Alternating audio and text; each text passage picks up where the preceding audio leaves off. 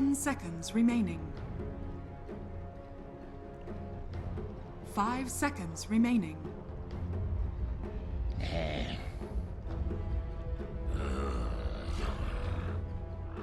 Virtus.Pro's turn to ban.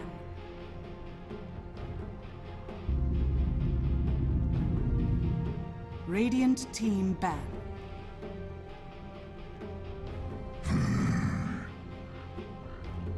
Virtus.Pro's turn to pick. Lion.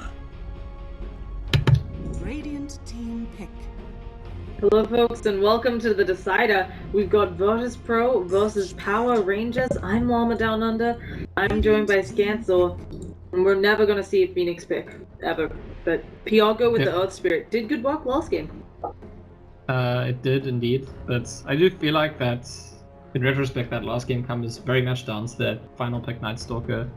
That's really kind of surprised them. I don't think Virtus.Pro's draft was prepared for it. I don't think they were prepared to deal with the Night Stalker at all. It's not a pick that's been popular recently, and their draft wasn't in a place to deal well with it. And I do think, I still feel like Virtus.Pro might be the team that's slightly ahead in this matchup, barring them being surprised by like a big twist in the draft like that. I think as well, we'll have to see, but obviously they were playing with a stand-in on their mid for Virtus.Pro. That was the lane that PR did a really good job of taking advantage of. We'll see whether that happens again with G, someone they've played with, where the communication issues won't be there again. And they, same opening, Earth Spirit Dogs here.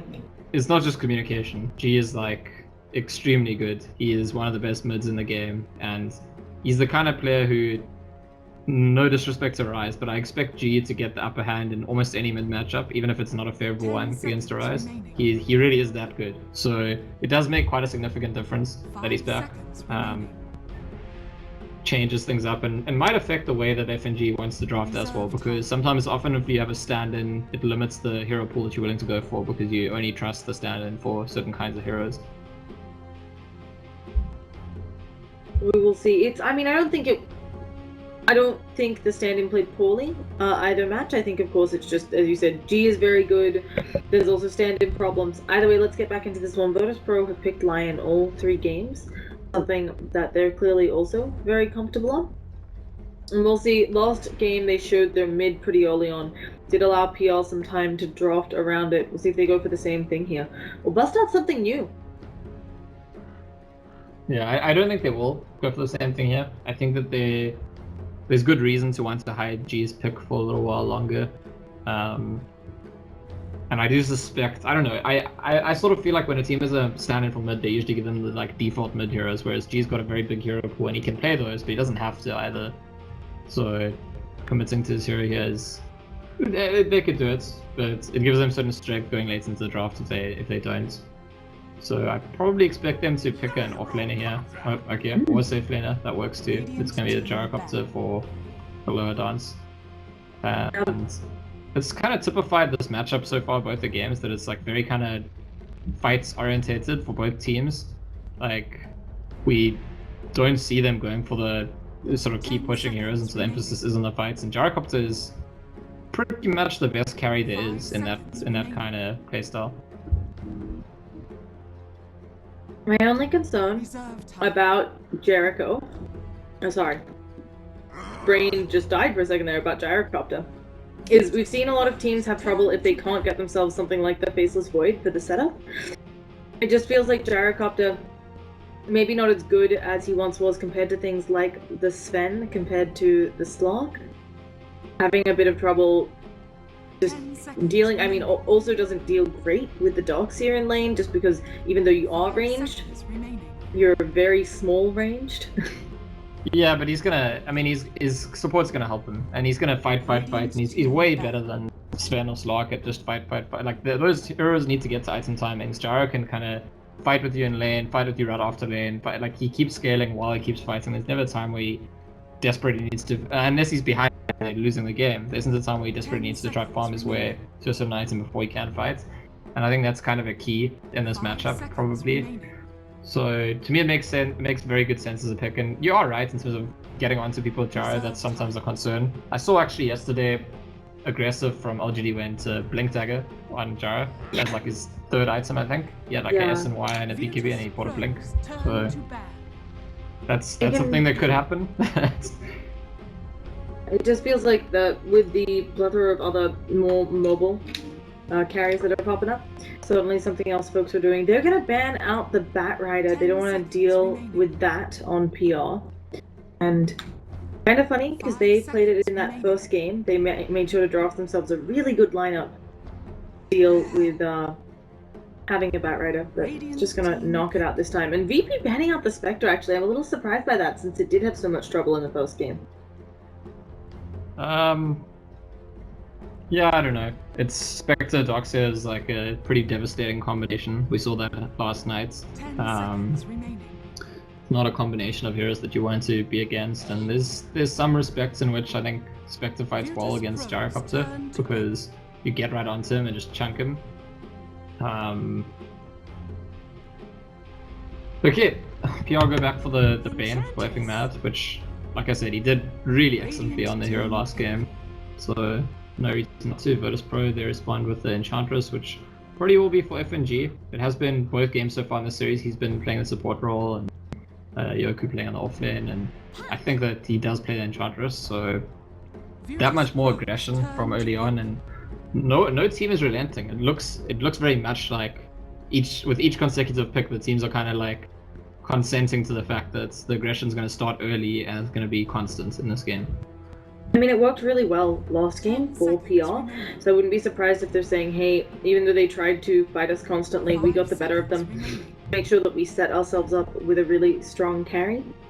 Obviously, Puck, a good tempo controller, as you talked about. Ucking Mad will probably do it again on the Bane, being really good at zoning out whoever is this offlaner, even if it's someone like the Enchantress. The Bane just has a really good time trading with the Brain Sap, although I'm kind of expecting it to be support Enchantress. Anything can happen though.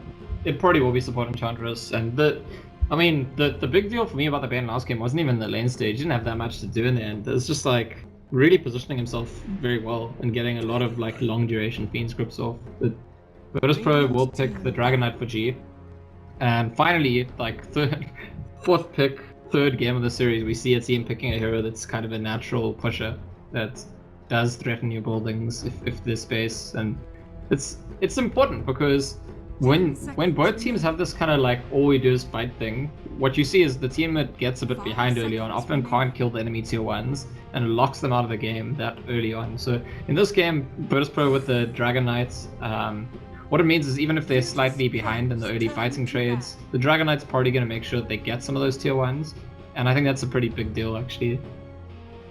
Not just the tier 1s, but as we talked about in previous games, it's so hard to siege these days. Whether it be you just need someone to be able to chip away when you're trying to go high ground, whether it's just making sure that you're getting those objectives after team fights because your heroes actually hit towers. Yeah, it just having the DK can help a lot. You know, win a team fight or maybe just get a pick off and then DK is already in that dragon form to start poking at a tower.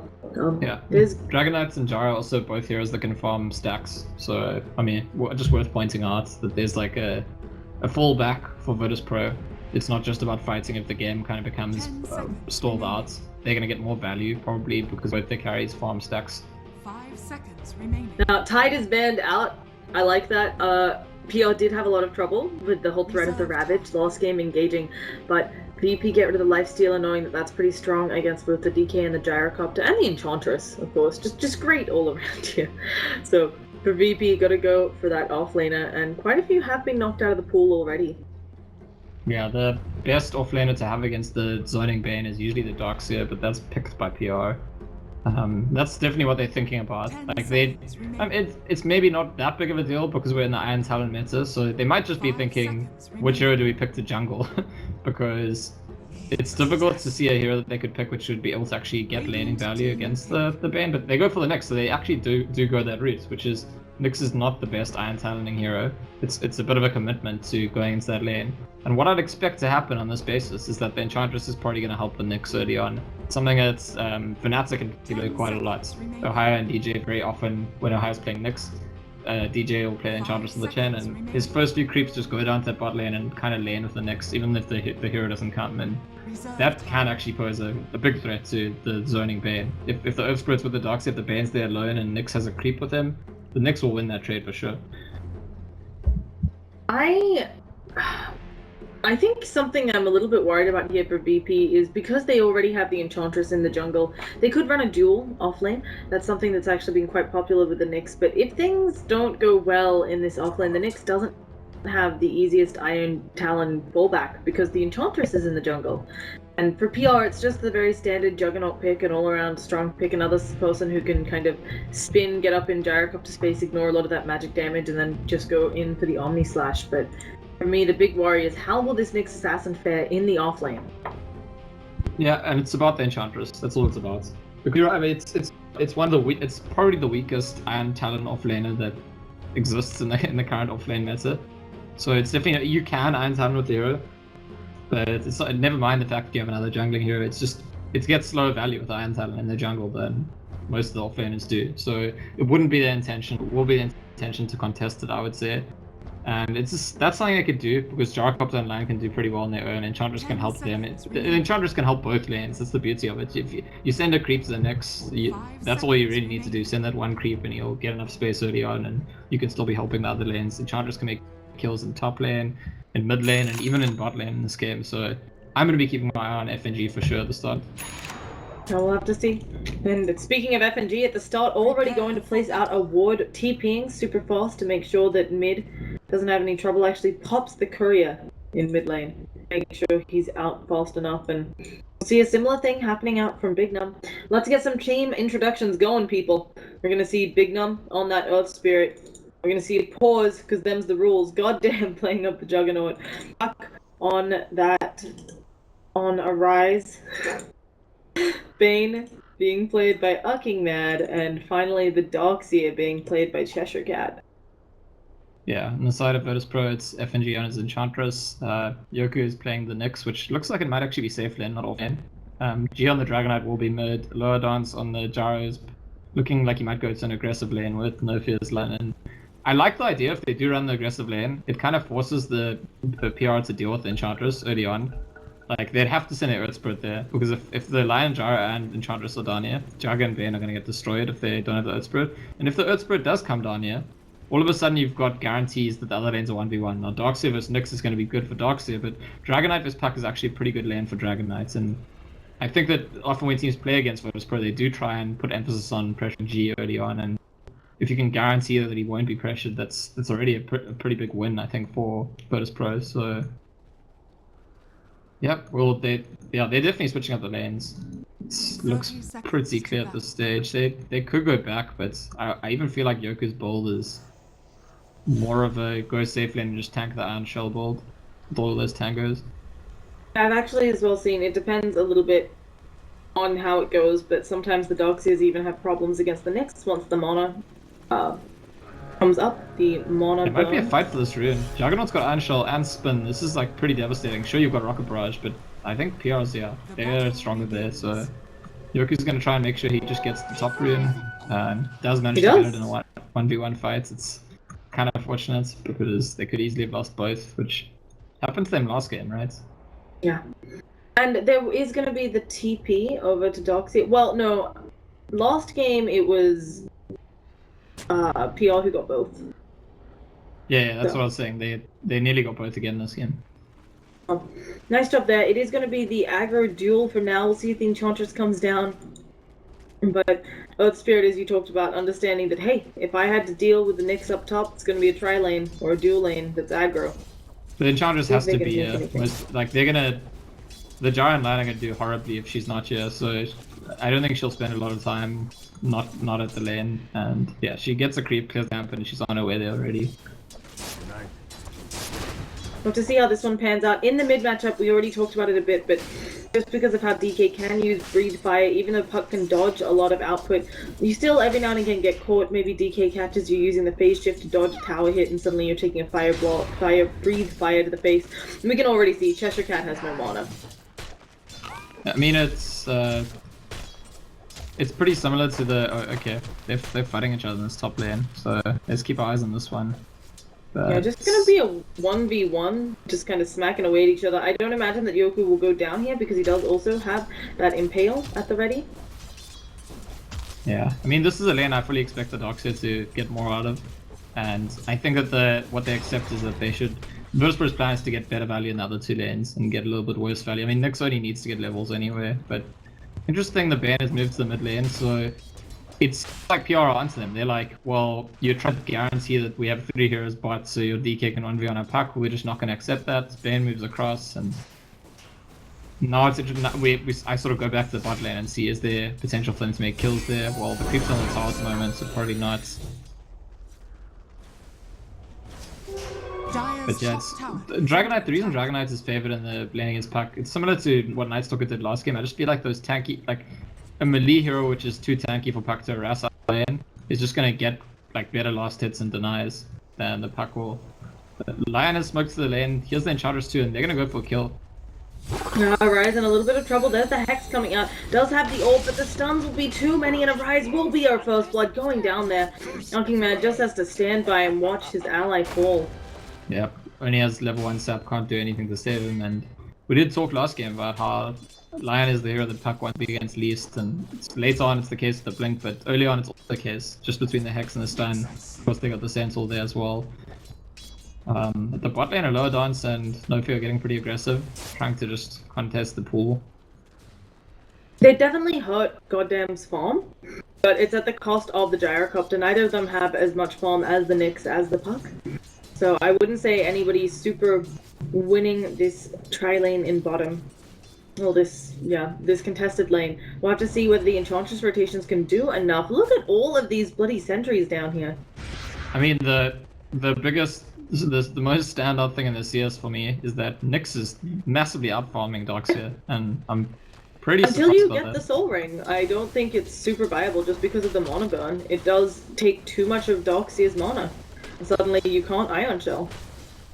Yeah, I don't know, maybe he needed to have a mango or two, like the Nyx had, or...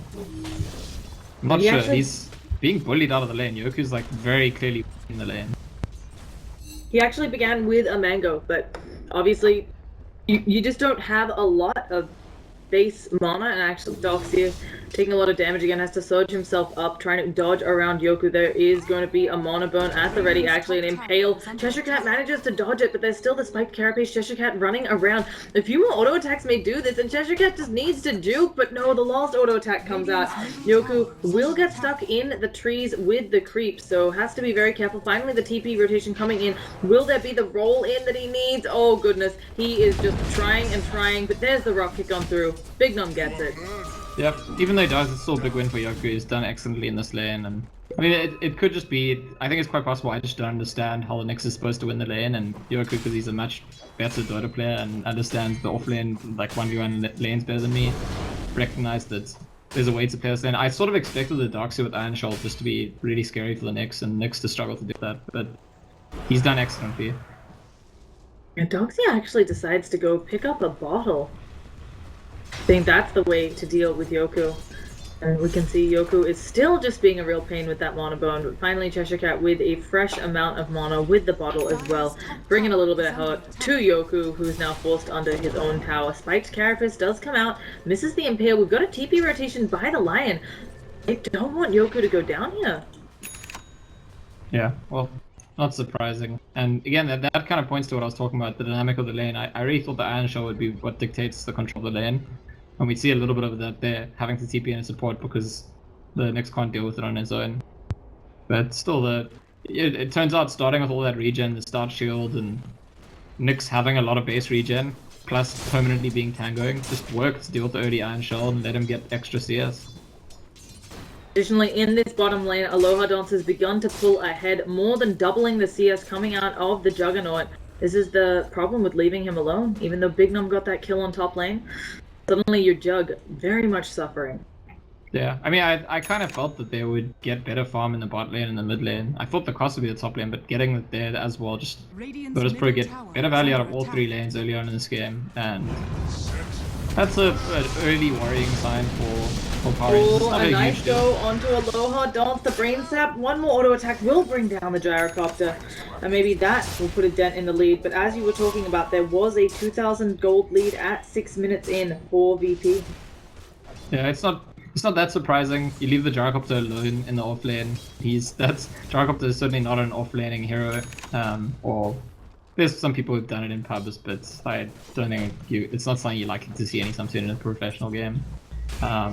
Meantime, Virtus.Pro are going to get the mid-tier 1. This is what I was talking about in the draft. You have a Dragon Knight as soon as it gets to level 6.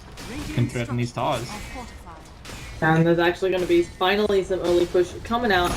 DK taking that bad boy.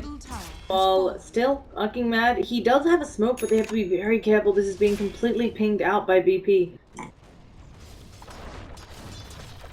Yeah, so let's see. Still level 3. I want to take a look at the support levels at this stage in the game. They each have a level 3 and level 4. So not too worrying. Okay, this is the second level 4 now on the side of Virtus.Pro. So slightly ahead in gold and XP across the board. But the bigger deal is that they're going to be able to kill these tier 1s. That's, for me, that's what stands out. The Virtus.Pro can threaten the tier 1s and PR really can't. It's really a big injection of gold, right? It's something where the tier 1s, okay, arise. Maybe in a little bit of trouble. Yoku's seeing that there are multiple heroes around here, so doesn't exactly want to initiate until he's got the backup. But DK getting ready to come on in. Yoku is standing there right on top of them. There's the opening. Impale only manages to hit onto one. The silence comes out, but Arcing Mad will pay the price. And he goes down. Yeah, there's the other thing about... top. The other thing about getting tier 1s early on, it's not just the gold, it's also the access to the map. Like, you have so much more map control when your team is tier 1s up and the enemy team doesn't, in terms of just TPing around and, like, implicitly threatening to take certain positions with fights. So PR recognize the importance of this tier 1. They want to come actually contest this, but... Oh gosh, but a rise next up. There's gonna be the stun. Will go down. Cooldown as well. Bignum jumps on in. Aloha Don's looking low. They do manage to bring him down. Breathe Fire goes on through, but they've got the Lion as well. And now Yoku Omni slash the body blocks onto G. He tries to get ahead, but the Nightmare comes out. But where's their damage? Let's see if they can do this. Goddamn gonna start attacking G. Gets a crit, but they need something else. The Surge coming out onto Goddamn will just spin atop of G, and this should be enough to bring him down through that Dragon's Blood. They'll manage to get themselves a triple. It's a good call from PR. They shouldn't just give up the tower. It's a good call that they could take the fights, and it absolutely pays off. Very good for them. Their bot tower's being pressured a little bit by the Enchantress, but Enchantress won't be able to soak it. There was actually a TP into the lane that got cancelled now, which is quite interesting, but Enchantress, one of the weaknesses of the hero definitely is that it's not mobile in that sense. Like, it doesn't... The early pressure of Enchantress is about the creeps, and unlike a Chen, you can't bring them with you.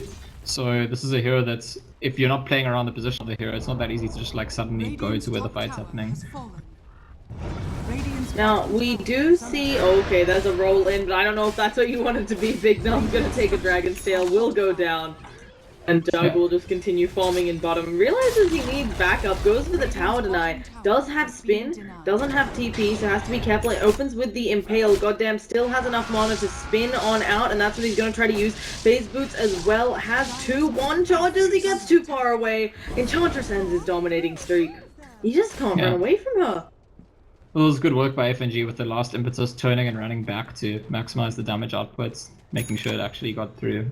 But yeah, this is what we've been talking about. There's 3 for 0 power trade now, and immediately what this does is the map becomes Virtus.Pro territory. Like, most of the map, probably 70-80% of the map is territory that Virtus.Pro can feel more comfortable in, because they know that people could TP there to help them out. They have much more access to move to different parts of the map whenever they want, and that's a scary thought if you're Power Rangers. Like, you start to feel like there's pressure on you to make some kind of plays to equalize the towers, or at least get a pick-off or two to throw Virtus.Pro off their rhythm.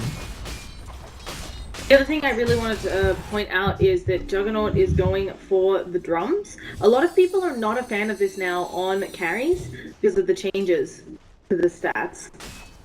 Yeah, I think it's still pretty good if it's your first drum anyway. Like, you want your team to have a drum, especially in this kind of playstyle where there's constant fighting early on. Or Yoku finds Arise, but... I think it's the other way around. Arise finds Yoku. Goddamn, gonna do a lot of damage to Yoku. He'll finally go down. Finger does manage to pick up the puck.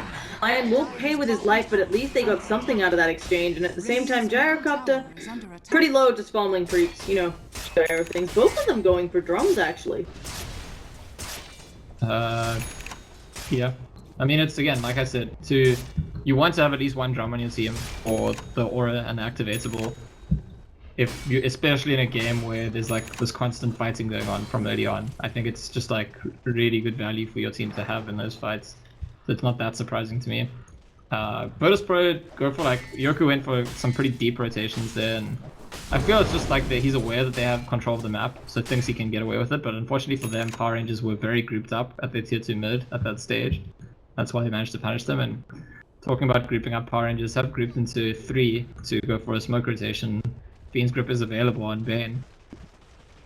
I should find someone first, unfortunately, for Power Rangers. They're gonna go have a look-sees.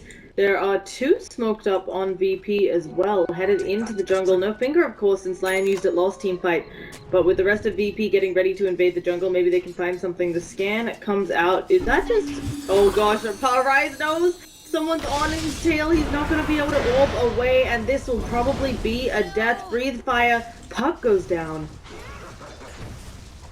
You know what the funniest spot there? He like scanned right on top of him, checking if the Nyx was there, and thought he was good. And then the scan at the last like second of the scan turned red, and he was just like, "Oh gosh, I'm already dead."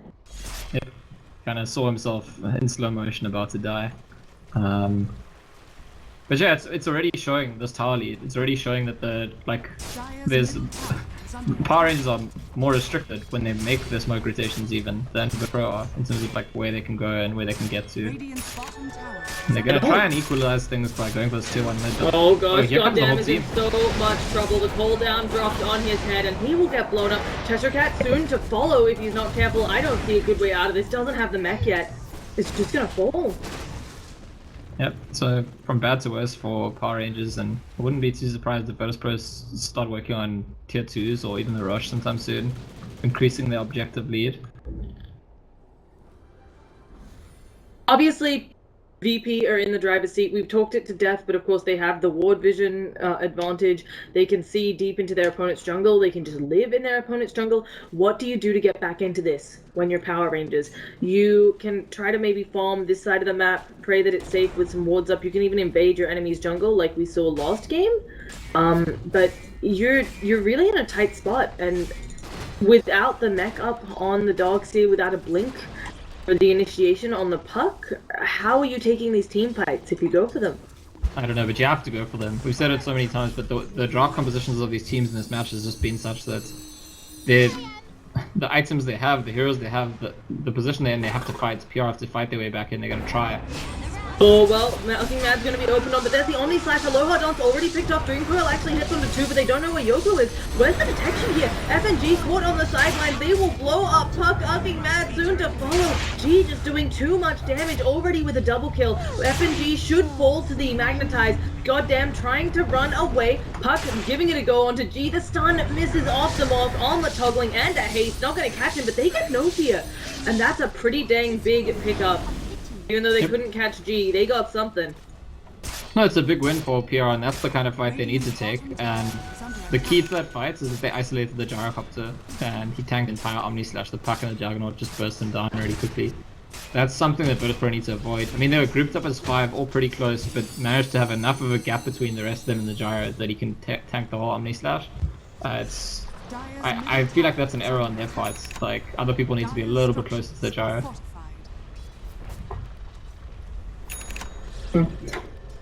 Unfortunately for them, I think the beginning of that fight when it started, VP thought they were finding a warding Bane in the jungle, and so we're pretty happy to look for that pick-off. But either way, something that PR desperately needed. Nyx Assassin has a Blink Dagger if that's what he wants. Looks like he's headed over to the shop to get that. Could get an Aethered Lens. Got options. And Lion again, getting a lot of gold. We'll see if No Fear tries to make that Aether again. And Dragonite does have a Blink, and he's been pinging violently for his team, like, please come here, I want to kill this guy. But by the time someone comes in, Juggernaut's gone, because G was in range to blink in and get it on the Juggernaut. They needed an Omni Slash. He just like really wanted his teammates to come, but they all take too long to get there, and G will probably be a little bit upset with his teammates because he gave them ample time to get there for the kill. And it does mean this smoke is unlikely to catch anything. I am a little bit surprised here. Goddamn is going for a Battle Fury. Obviously, them farming is really important on PR. They need to catch back up to VP. But in a game where VP are being so aggressive, pushing those towers early, do you think there's a bit more worth in an item that can be used to fight? Or do you think that the best option is to sit back, try and farm, and get back in this game? I mean, their plan isn't to farm, but he still has to buy Battle Fury, so it's a bit of both. Like, their plan's to fight, but they can't expect themselves to just, like, dramatically win all the fights, and so he has to buy Battle Fury just to keep up while they're fighting. Hold on, gonna be dropped to try and get them to stay there. Immediately the spin onto the Dream Coil on Jupiter Rise, already dead. Magnetize, does Big Knob have it? He does, but he's gonna get blown up by the finger. Omni Slash goes around, as does the Fiend's Grip, but they do not have the damage without the support. Vacuum into the wall, does hit onto 3, but it's looking like that may just be the escape plan. Goddamn is trying to auto-attack people down, but I'm not sure it's enough. He'll bring down No Fear. Will Goddamn find a way out of this one? Does not have a TP. Nick's gonna open up on him, and he will fall. Yeah, so again the Gyro gets burst early on, but this time he cast his cooldown and he got a Rocket Barrage off, so it's like, we see the difference in impact. When the Gyro just gets the cooldown off, suddenly it's a totally different fight, and it is favorable for Virtus.Pro. They're chasing the Darkseer here. Still, a very Cheshire Cat will probably fall. They do have Magnetized. There's the stun going out onto G. If they can drop another rock, maybe they can do something here to G, but Enchantress is here with the heal, and it looks like Big Num will instead be going down. Nightmare over on the sidelines. I'm not sure what Bane is doing. Tries to go in, and GR going in one by one.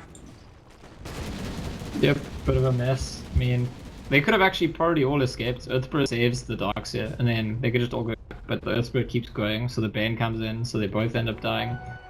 And largely unnecessary deaths, I would say.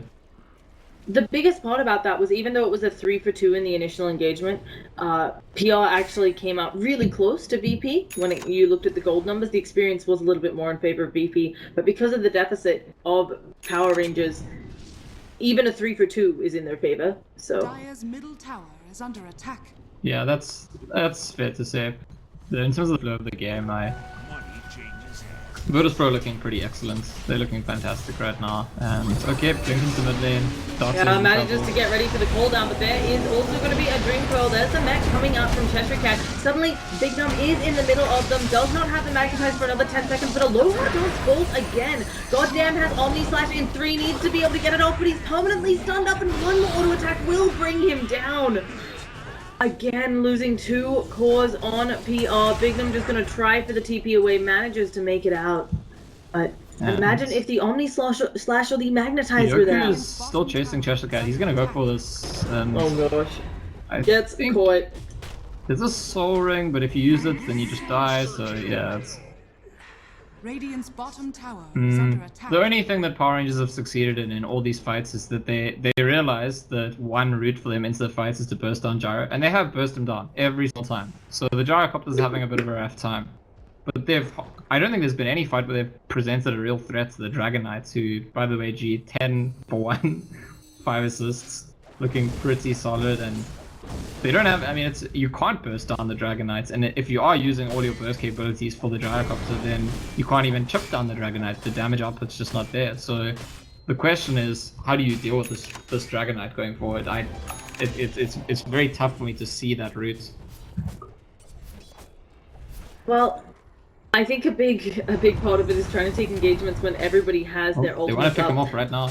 They don't have a Fiend's Grip, but it's 4v1 at the moment. Yeah, this should be enough, you'd think. The Magnetize does go flying out. There's going to be the Dream Coil as well. There is no escape here for G, and that's a monster kill streak. Probably at least 1,500 gold going the way. Yeah, that is a 4,000 gold swing. 1,500 gold about going into the pockets. Yeah. Yeah, and I think it's a poor form from G there, or from Virtus.Pro in general, because to be so... Remember, they still have all their tier 1s up. Enemy team has no tier 1s up, so it takes much longer for PR to make a rotation with all heroes into one lane. And Virtus.Pro shouldn't be getting to a position where you can actually catch someone 4v1 like that. I think it's entirely avoidable. On the other hand, obviously something PR really needed, and they will finally get a tower in their favor, it's looking like. And goddamn is very close to that Battle Fury. Yep, so pretty good to keep him relevant. Unfortunately, if you look at the net worths, it's like Juggernaut and a Sea of Red. All of the other heroes at the top of the net worth are from Virtus.Pro, and It's part of why he needs to get the battle free, because otherwise none of them stay relevant as they keep fighting. It's something, I think last night, yeah, there was a match with Spirit versus Alternate where I was saying that, where Alternate drafted a draft which is pretty good at dealing with Spirits if they kind of like went for early timing push, but ultimately Spirit just outscaled them, and I feel like something similar is happening here where PR have the draft to take on the early fights. Do they have the draft to deal with Virtus.Pro just outscaling them? I'm not too sure about that. Something else that's really concerning, basically, your only physical damage dealer is the Juggernaut. You will start getting a lot of damage coming out of both the Darkseer and the Puck as the game progresses. Even Earth Spirit already having that veil from the Puck to help set them up, but he's gonna die. Oh, and Darkseer goes down. It's pretty tough because Nick starts with a Carapace, and like, what do you do as a Darkseer? They also use their Radiant Scan up top. They thought maybe the Nyx was sitting on top of their Puck, and unfortunately found nothing because they were going for the mid lane. I was just going to say, the physical damage is really lacking on PR. Oh, the stun onto Arcing Mad. Not quite sure what he was jumping in for. There's the BKB revealed from G. Puck jumps in, manages to throw down the Dream Coil. The finger does a good amount of damage back onto Fear. And now the Omni Slash, which doesn't worry about the BKB, but so much damage going out onto Goddamn. Not gonna make it. They don't even kill off the Gyrocopter. G still going forwards, wants to find some more. Doesn't manage to omelet toggle in time, so they bring him down. Another big kill, but is a 2-for-1. That's weird coordination in that fight from Virtus.Pro. G was running away where at the time I felt he could just stand and fight, and then he goes back in when everyone else is ready to go out. Enchantress didn't even use mech in the fight, she used it after the fight.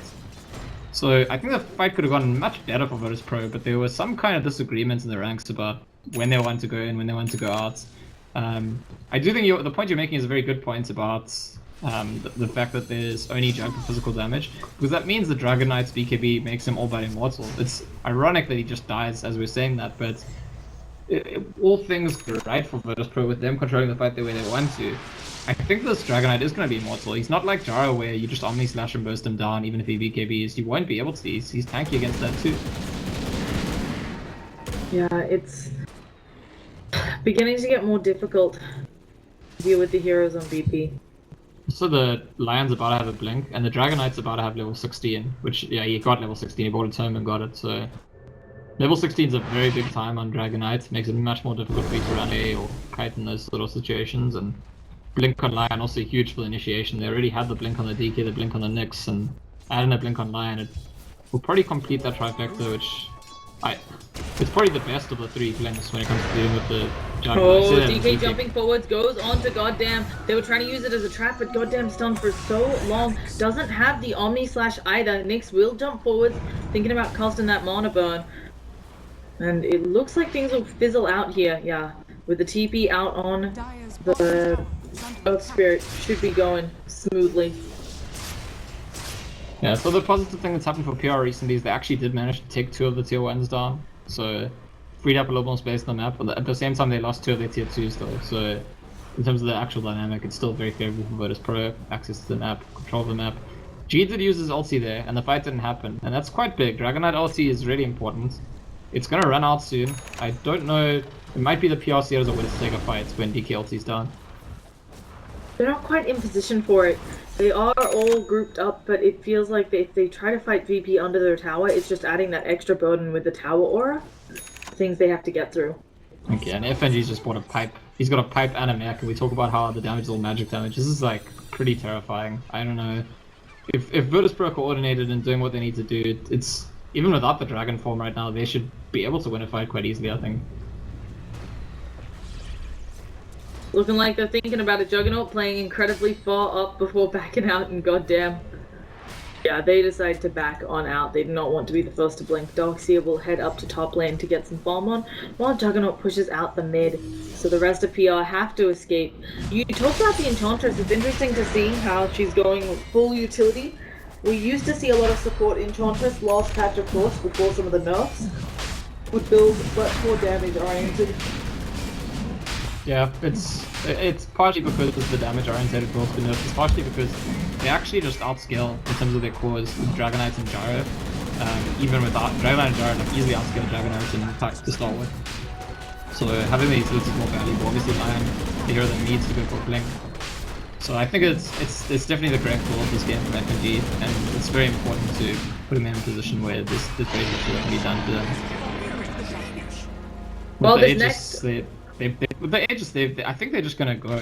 They're gonna go like try to close out the game sometime soon because think about it, Gyrocopter's got a BKB and Aegis, and the one bad thing for them in every fight's been that the Gyro keeps getting burst down, and now you probably can't kill him, and even if you do, so what, he respawns. I mean, even you mentioned even if you kill the Gyro, so what? I'm not sure they can right now. He has the BKB. It adds quite a bit of health. You know, running 1500, the Omni Slash, there hasn't been an opportunity to use it solo since VP is often quite clumped up. And if DK tanks any of those Omni Slashes, suddenly you're just not killing the Gyrocopter. Yeah, here comes the jump. Oh yeah, they jump in aggressively on Talking Matter, right? Tries to do something there, but BKB's already being shown off. One more auto attack on Talking Matter. He manages to dodge it with the Nightmare, but it's not quite enough. There's a nice Dream Coil under the tower, and then there's the Omni Slash going. Spin on top of two of them. Yoku getting very, very low. There's the vacuum back, and they will blow up a bunch of people. The BKB from Aloha Dawn's not doing nearly as much as he wants, and the illusions of the DK. Smacking people around, no fear. Caught out, gonna get brought down, and that looks like it was a big overextension coming out from VP. The boulder roll forward. Earth Spirit will get the kill.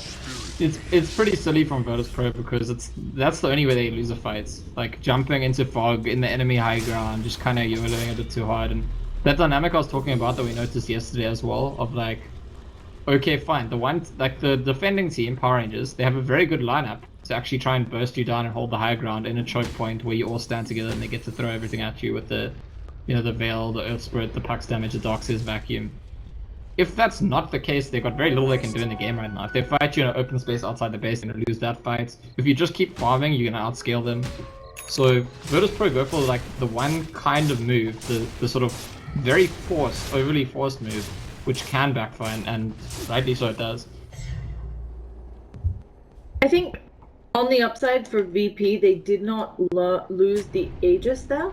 So they can try again in a huge stakes of the Lamb's Tail, but maybe just a lesson in they don't need to overextend so hard. They can just poke at the high ground with the DK. They've got options. Yeah, there's no pressure on them at all. Like I almost feel like that move was they decided they already won the game and they're impatient. Like they just want to finish it out, get done with it, move on to the next opponent. But very often in Dota, impatience really does hamstring you. You say move on to the next opponent, but it is no joke. They will be having whoever wins this has a match right afterwards, the upper bracket match. So if VP do win, they have to play 6 in a row, maybe 6 in a row. But similarly with PR, just whoever comes into this one has to play right again. Comes out of this one. So, yeah.